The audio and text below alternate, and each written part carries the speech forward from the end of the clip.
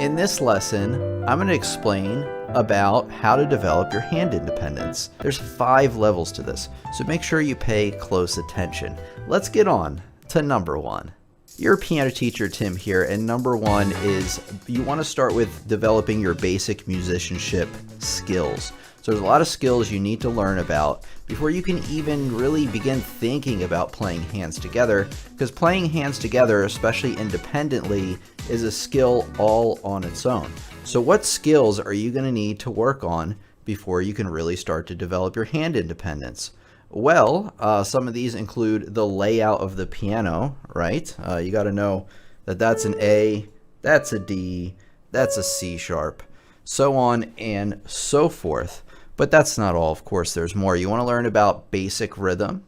You want to learn about how to read music and getting your hand into certain positions. So you want to be able to be like, okay, this is C position, this is G position, getting your hands in D position, things like that, because you're going to find that a lot of your piano pieces will instruct you to start in a certain hand position.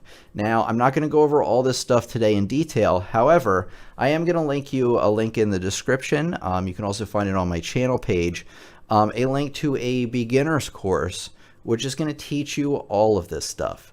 But we're not going to waste that time today because this is for just hand independence only. Let's get on to number 2, which is, so before you can play different patterns between each hand, you have to be able to develop playing in parallel, which is developing basic coordination within both hands. So playing in parallel is playing the same note, just an octave apart, and at the same rhythms. This is really where you want to start from. It's not technically hand independence, but it will help you develop the coordination you need for hand independence.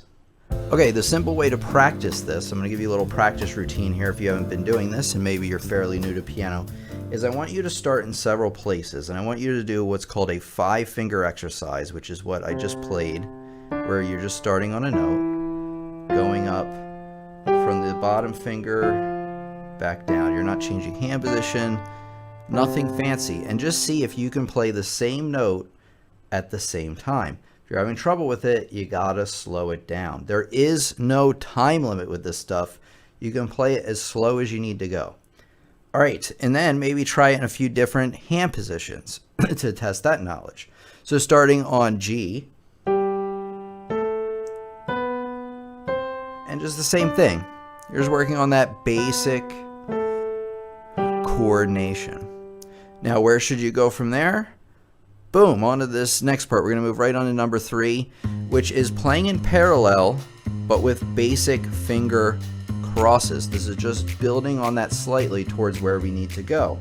The perfect thing to play when developing this skill is scales, because a scale, to be able to play up and down the entire scale, you're going to have to do a finger cross at some point. And the interesting thing is it's at a different place between each hand. And so it's kind of hand independence, because when you're playing them together, you have to know where to cross. And like I said, it happens at different times. So learning your scales is the perfect way to develop this skill. Scales actually help with a lot other than that. And of course, I have lessons around on the channel about how to play all your scales, so do not worry. So before you start playing hand independently, I recommend you learn probably all your major scales. Now, as you're doing this, you will probably find that your music does have some hand independence things going on in it, where you have chords in one hand, melody in another. Do your best on those, but scales is a great way to start moving towards getting better at hand independence. You don't have to learn all of your scales before you can start learning any pieces, but I'm letting you know right now that scales help immensely. So please, I've been saying it in every lesson and nobody listens. Learn your scales, learn your scales, learn your scales. All right, on to the next one. Okay, the next thing you want to develop after you start working on your, or mastering your hand crosses, by the way, finger crosses, is you want to begin learning pieces with chords in your left hand, which kind of we have here up in this example here, and then like scales in your right hand.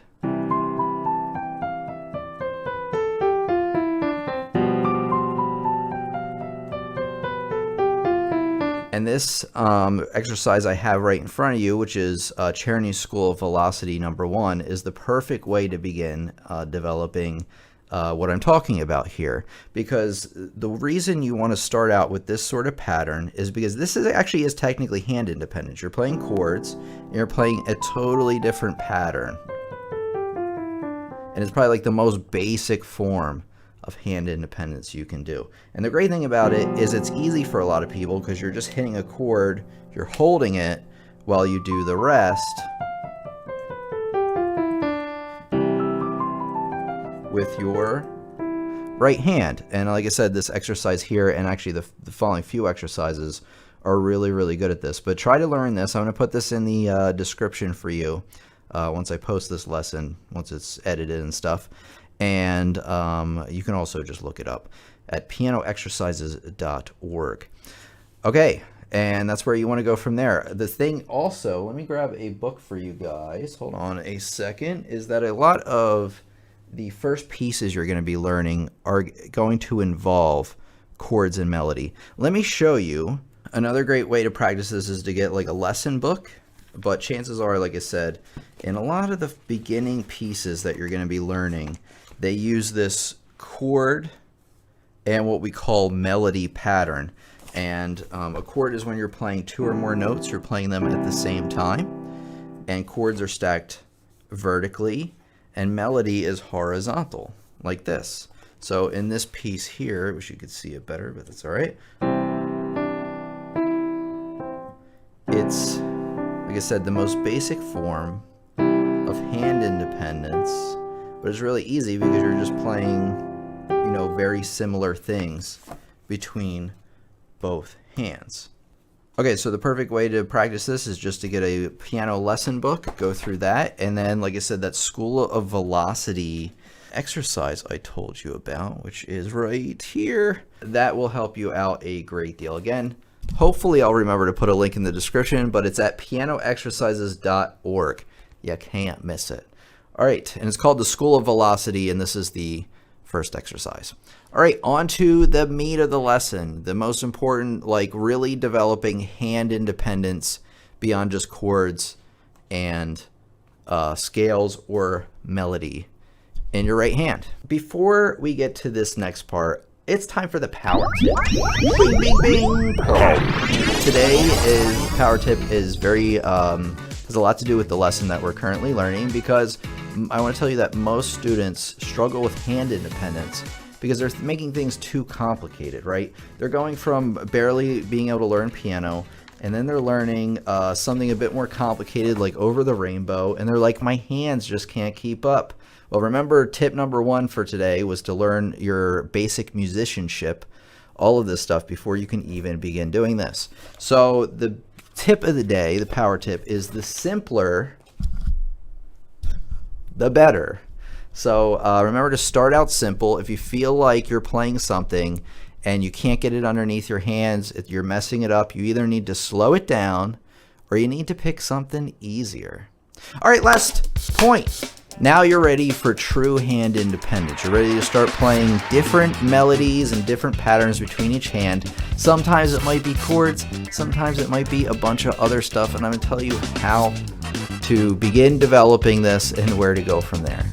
Okay, so a great place to start when you're really ready to start playing different patterns between each hand, Bach.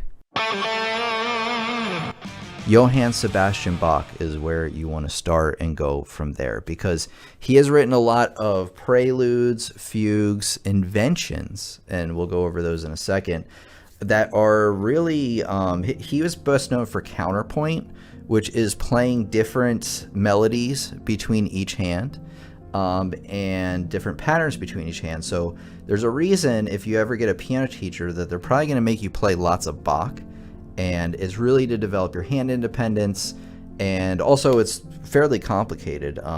Some Bach pieces are fairly difficult, and it really sets you up for success in playing a lot of other music by other composers. So the number one place I recommend you start is this Prelude in C here, because even though it has a simple pattern between each hand, those patterns change slightly between measure and measure.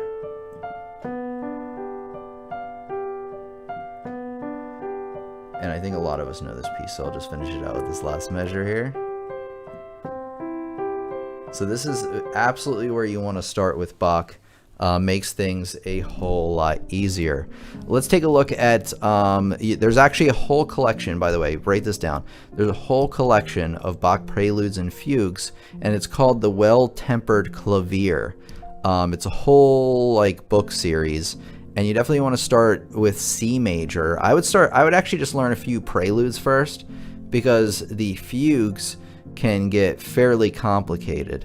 So I would learn like the key of C first, and then maybe the key of G and the key of D in book 1, and then there's a whole book 2. But start with those 3, and then I just learn as many as you feel like you can. If you start learning a prelude and you just can't get it, just try learning maybe a portion of the prelude, or even pick a different one. Like I said, sometimes students try to play something too complicated for them, technical wise, and that's why they're unable to play it hands together. And remember to always go slow. But let's take a look at some more examples by Bach. Okay, here's another example. This is Invention number 1. So there's another collection of Bach pieces you should take a look at, and they're called Bach Inventions. And as you can see, this time, I really wish I practiced this ahead of time before the lesson. I actually didn't know I was going to use this example. But as you can see with your eyeballs, and I'm going to try to play here in a second, that there's significantly different things going on between each hand. You may also notice, though, that we have this beginning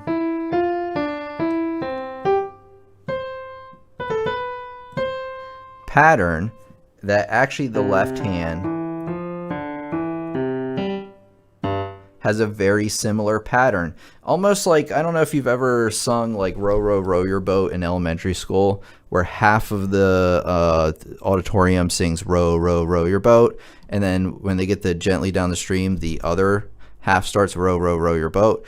A lot of Bach pieces, particularly the Inventions, work the same way. So you're gonna really, really have to think with this and go nice and slow when you're first learning it, right?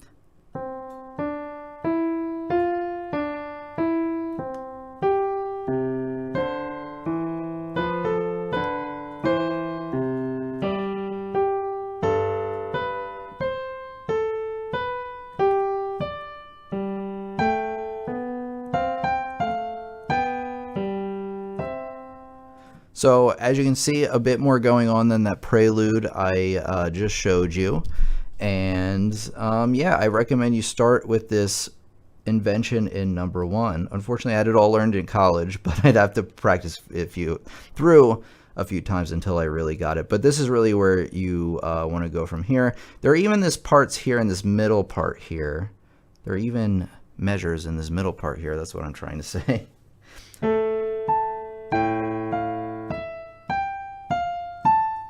Where you have a note held over while you play the other hand. See what I mean? So it's not as hard as it seems.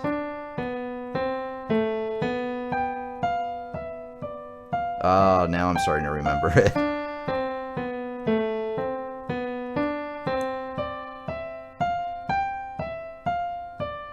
Enough.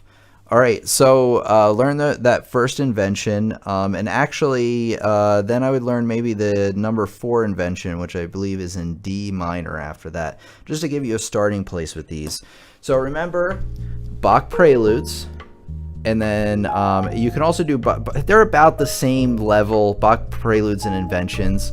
I would argue the preludes are maybe a slight bit harder. However, that C major prelude I showed you is actually more difficult, or less difficult than this.